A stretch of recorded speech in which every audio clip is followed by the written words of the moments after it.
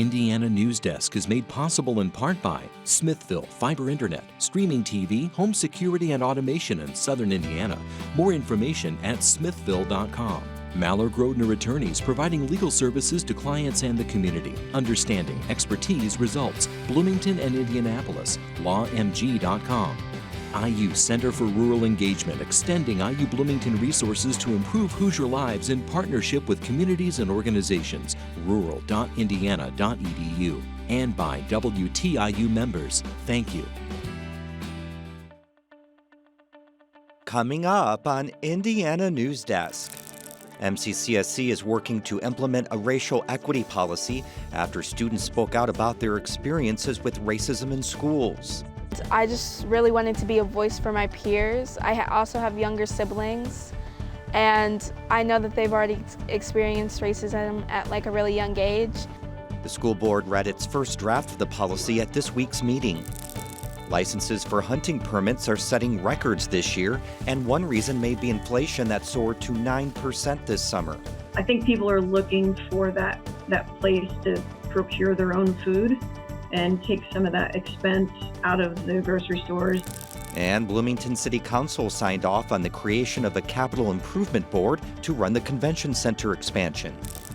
We'll have these stories plus the latest news from across the state right now on Indiana Newsdesk.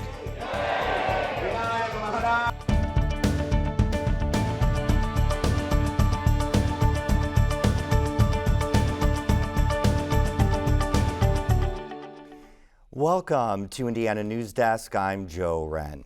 Well, Monroe County Community School Corporation is exploring a new policy to counter and prevent racial discrimination. It published a first draft of its racial equity policy this week. The draft marked a milestone in a process that began in May when a group of students spoke out about their experiences with racism in schools. Patrick McGurr has more. Standing before the school board and MCCSC leadership in May, the students shared accounts of racist behavior from classmates and staff. I've experienced many instances of racial discrimination during my years as a student in MCCSC schools. I have felt powerless and as if there is nothing meaningful I can do to change what is happening. The students said they wanted a policy that would stand firmly against racism in MCCSC schools and sufficiently punish offenders. Bloomington High School North senior Sabra Wagner was one of the students who spoke in May and went back to the board in June. I think for me, at least feeling that this policy would be able to support me if something else were to happen, and that I'd feel safer and knowing that something would happen as a result. School corporation leaders promised to act and pledged to give students a voice in creating a new policy. So the student engagement piece was a really big priority for us in terms of making sure that student voice was at the forefront of this work. And so we've had a number of sessions of our students to be able to hear their thoughts, their ideas, their perspectives, their concerns, the challenges that they've experienced. Bloomington High School South sophomore Sydney Crossley spoke at the May meeting and has since served as a student equity ambassador.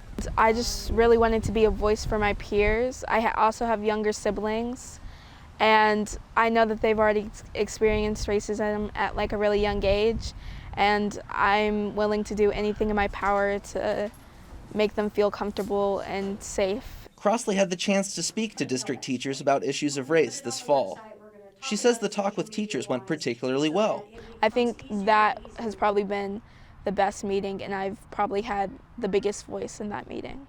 The stated purpose of the policy that emerged this week, quote, is to confront, mitigate, and eliminate racism, racist behaviors, and microaggressions in all forms.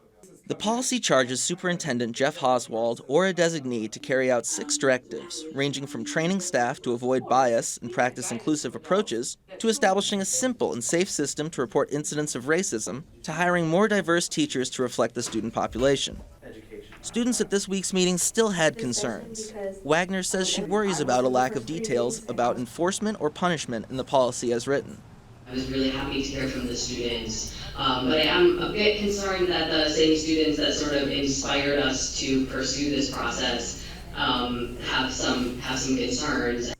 Oswald says guidelines to deal with specifics and punishments would come next. We will be working with our students to develop those specifics, and if you look through most of the policies we have, there are accompanying guidelines that speak to that specific piece. Also, we have a student handbook, and that's where some of this really specific disciplinary consequences exist. Both MCCSC officials and concerned students agree the policy draft is another step in an ongoing, complex process. For Indiana Newsdesk, I'm Patrick McGurr.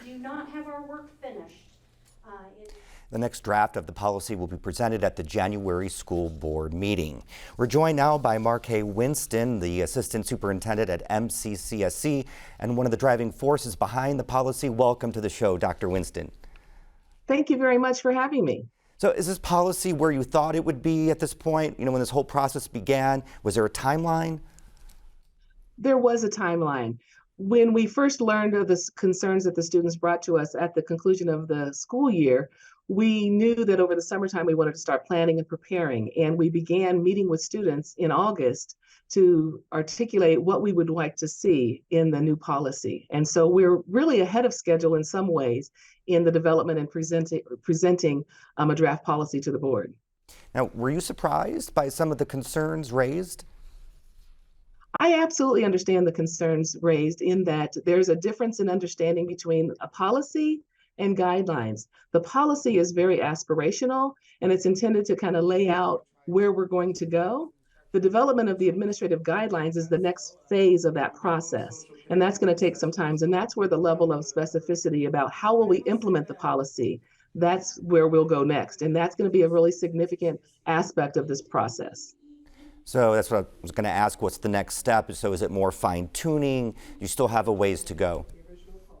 So we're very excited about the completion of the policy. As we write out the administrative guidelines, that's where the specific actions around professional development, teacher training, supporting our students and helping them to know how to report, when to report, and how we're going to administer and implement the policy. So that is a significant piece of work that we will begin that work once the board approves a policy. So how unique are policies like this? Are we able to draw from other school corporations? Thank you for that question. We've heard that other school corporations around the country and around the state of Indiana certainly have begun to look at the development of anti-racism policies. What I think is a little bit more rare is having students' voice at the table and co-constructing the policy alongside the adults. So we feel as if we can be a role model for other school districts across the country. And one more question, what kind of impact do you want this to have down the road when you look back at this? We want our students to feel safe in our schools. We want them to have a trusted adult that they can go to in the event that they don't feel safe. And we want to have a clear and transparent mechanism for how they can share with us any concerns that they might have. And most importantly, we want to make sure that our adults create a culture within our schools to make sure that every student in every classroom feels safe and secure and that they are being respected for all of their identities. Doctor, thank you very much for your time. Appreciate it. Thank you. The MCCSC School Board also heard from parents this week about how to improve school safety following a recent gun threat at Jackson Creek Middle School. Now, Courtney Daly, a volunteer with Moms Demand Action and mother of 3 students, doesn't want any hardening of schools. Her group advocates for education on safe gun storage. The message of safe storage is so important because it is one of the most effective things we can do to keep our children safe at school and at home. It gets to the core of the problem. The corporation recently hired 2 new school resource officers. The board says it has no plans to have them carry a firearm as part of the job or install metal detectors in schools. Well, we're joined now by Callie Lichter for more headlines from around the state. Hi, Callie. Hi, Joe. Bloomington Mayor John Hamilton's administration remains the lone holdout in the creation of a capital improvement board to run the Monroe County Convention expansion. That's after the Bloomington City Council voted 8-1 Wednesday night on a resolution to support a CIB. The mayor's office wants a nonprofit 501c3 to have say over the management of the convention center. But last month, the Monroe County Commissioners and the County Council approved the creation of a CIB, putting pressure on the two city bodies to act. It's not just the vote, but it's also the vote. And so we wanted to put something out there to start on a definitive path, because we have been going back and forth. The City Council kept the majority of the 15 consideration Hamilton's administration requested to be in the CIB. In voting yes, Councilmember Steve Volan said the administration did not make a strong enough case for a 501c3. I'm going to be voting for this resolution because I do want to get on with it. The county's ordinance gives the administration until January 1st to take action on the CIB. The city of Terre Haute is working with the county on a feasibility study for a sports complex and water park. The project would include baseball and softball diamonds and possibly a baseball stadium for the city's collegiate summer baseball team. We'll make sure that our market will sustain this. You know, the scope of what we're thinking about is a doable project, and I believe that it will be. State grant funds will be used for the study, but the Capital Improvement Board would own and operate the entity. Bennett says the Art Spaces organization is also asking the board for $1.5 million to help fund Phase 2 of the Turn to the River project. Part of the legislative piece of this, when the state approved our CIB, the ability to create a CIB, there's an arts component in there. The multi-year project reconnects the city's downtown with the Wabash River through public art and design. Lieutenant Governor Suzanne Crouch is hoping to move up the state government ladder, announcing her intention to run for Indiana government's top job. And if her name appears on the ballot in May 2024, she'll have already made state history, the first woman to run for governor in a Republican primary. She would be Indiana's first woman governor as well. I don't see myself as, you know, I'm a female candidate or I'm a female office holder. I am a woman. I'm proud of that. But I see myself more as someone who is trying to get things done for Hoosiers. Crouch joins a Republican primary race that includes U.S. Senator Mike Braun and Fort Wayne businessman Eric Doden. A bill focused on bringing more workers to the agricultural industry remains stuck in the U.S. Senate, but advocates are hopeful it will reach the floor soon. Clayton Baumgarth has this report. The Farm Workforce Modernization Act of 2021 would create a new certified agricultural worker status for some immigrant employees, allowing them to stay in the U.S. for 5.5 years and apply for permanent resident status after meeting certain requirements. The bill would also adjust the minimum wages for H-2A workers and specify a minimum number of hours they need to work. National Affairs Coordinator for the Indiana Farm Bureau, Brantley Seifers, says the bill is an exciting development. So while it has been around for the past 3 or 4 years in the House, this Senate movement is kind of new, and we do have some discussions going on about this getting passed in the lame duck Congress. Local support for the bill is varied, but mostly positive. Seifers says that while the Indiana Farm Bureau and American Farm Bureau have some issues with the bill, including the mandatory uses of E-Verify and a low cap on the number of H-2A workers allowed, they're overall satisfied it's being discussed. We're very optimistic that, you know, this is compromise. This is the first time we've heard it in the Senate. It's been a bipartisan vote up until now. We think we can get there in the Senate with some compromise on one way or the other on these things. For Indiana Newsdesk, I'm Clayton Baumgarth. If the Senate fails to take up the bill in the lame duck session, legislatures will have to wait until the new Congress is seated in January to try again. The Indiana Department of Natural Resources has confirmed avian flu in snow geese and other water birds in western Gibson County. More than 100,000 snow geese are present in the area, and about 700 have been found dead. It's the same strain of avian flu that has been affecting the county since spring. Now, the strain of avian flu that's circulating this year is affecting our birds a little more severely than usual, so we're seeing a greater number of birds that are dying in multiple states, including Indiana. And Joe Westrich asks the public to avoid coming in contact with any sick birds. She says telltale signs of a sick bird are lack of coordination, tremors, and lethargy. Callie, thank you very much. Coming up next on Indiana Newsdesk. Deer harvesting is at a 7-year high in the state, and some attribute that to inflation and higher prices at the grocery store. And a new Hindu temple and cultural center in Newburgh was recently dedicated in a 3-day ceremony. These stories and more right here on Indiana Newsdesk. Life is full of choices, and right now your favorite member benefit, Passport, is offering more choices for you to stream. Welcome to the club. It's a beautiful thing. With cooking. I gotta let it cook, but I keep wanting to smell it. Travel. And here we are. Oh, yeah! Documentaries. I realized I could change the world. And so much more.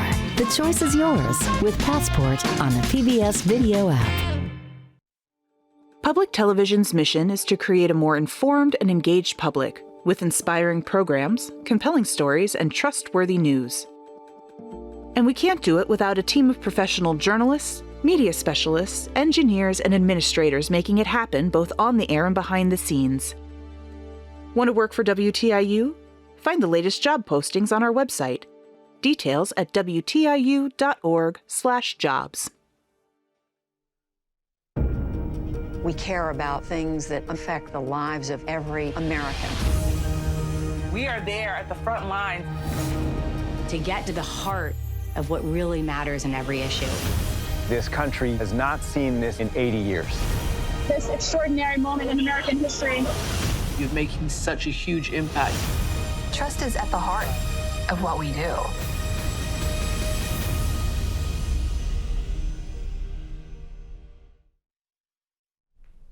Welcome back to Indiana Newsdesk. The Tri-State Hindu Temple and Cultural Center inaugurated its newly constructed temple earlier this fall. The 3-day event included prayer, chants, and mantras to sanctify the space for their deities. Tim Jagalow of Evansville Public Broadcasting Station WNIN attended the event.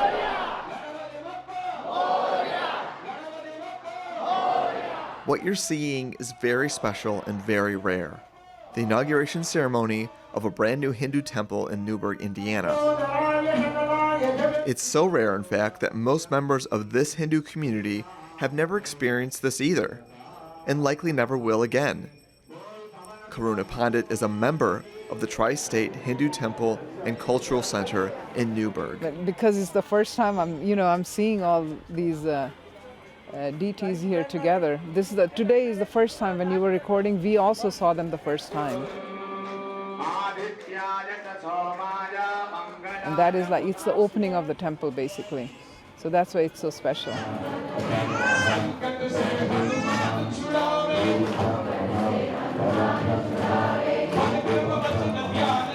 It's called the Pran Pradishta, which is bringing life into the temple and welcoming and sanctifying the Hindu deities in their new home. Many of the deities are sculpted of white marble. So we had been working for 3 days. The deities came from India, and then most of the ceremonies are just sanctifying,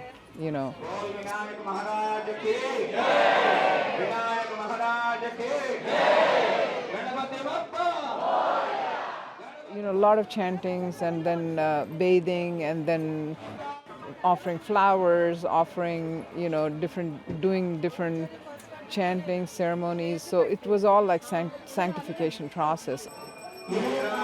The ceremony is repeated for each deity, whether Saraswati, Vishnu, Balaji.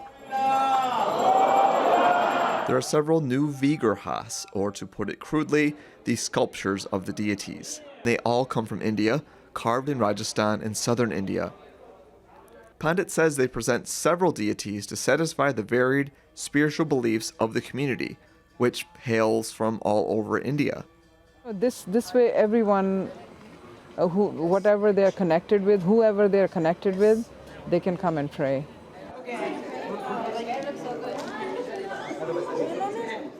Sanjay Mishra of Evansville is a member of the temple. And it's one of the things that happens once in a lifetime, where there's a lot of deities and idols that are brought into the temple after a lot of invocation and prayers. And this is something very important, to the Hindu community overall. He says about 900 attended over the weekend, drawing as far away as Louisville. The community itself numbers about 600. Before this new temple was constructed, there was no dedicated space for prayer and worship, just one big room the teens also used for their activities. Of course, there's also lots of food and food offerings. We offer everything to God. Water, fruit, flowers, everything. Once offered to the deities, the food can be eaten by people. After the sanctifying ceremonies are cultural events like dancing. There's also raffles and ice cream. To Hindus, these deities are different aspects or manifestations of God. Such a ceremony makes Karuna Pandit feel closer to God. It feels emotional, it feels very good, and you just feel like all other thoughts have just vanished, just gone. It's just you and God. I'm Tim Jagalow, WNIN News. With more than a month left in Indiana's hunting season, permit sales are already setting records. As Clayton Baumgarth reports, experts have a few guesses as to why. Brad Herndon sits in his living room of his quaint cabin in Brownstown. He's getting ready to go out in the woods nearby for deer. Been living off the land ever since I was a little boy because that's what my mom and dad did. In the spring, he and his wife Carolyn pick wild asparagus and mushrooms along the road and fish for bluegill. When fall comes and hunting season starts, it's all about squirrel, deer, and turkey meat, with squirrel being their favorite. Nothing makes as good a gravy as squirrel gravy. Anybody that's ever had it will agree with you on that. Brad is a longtime believer in homesteading to stay within his means. He sets the standard for what some Hoosiers are trying to achieve this hunting season. Since COVID hit in 2020, hunting has become more popular. Many newcomers tried their hand at the hobby to get out of the house. This year, those large numbers are increasing even more. Almost 113,000 deer have been harvested in the state this year, and that's before the end of the season. It's a 7-year high. Local meat processors say their intake is up noticeably over last year. In bow season, we normally do 100 deer up until the first day of gun season. This year we did about 125, almost 130, so that was up 1/3 over normal. Business got so crazy that Arnold had to stop accepting deer to process earlier than usual. Within the first 2 days of gun season, they took in 125 deer. Some other processors, they may take in more or less, but from my understanding, almost everybody filled up the first weekend, and then the phone was going crazy all week long. Arnold believes that high food prices are encouraging more people to hunt this year. In Owen County, hunters are allowed to harvest 2 does and a buck every season. Usually, hunters get their trophy buck and call it a year. But in 2022, Arnold noted that they're processing more doe than usual. They're going out now for the does for the freezer meat. The buck went in the freezer too, but they want to get, because once season's over, there's no chance to go out and bag a deer for the freezer. Arnold isn't worried for the deer population, nor does he believe that meat processors like him will have trouble meeting demand. The consensus from conservationists is that an influx of new hunters driven by a need to save money at the meat counter may be the culprit of this busier than normal season. I think people are looking for that place to procure their own food and take some of that expense out of the grocery stores and kind of take responsibility for that on their own.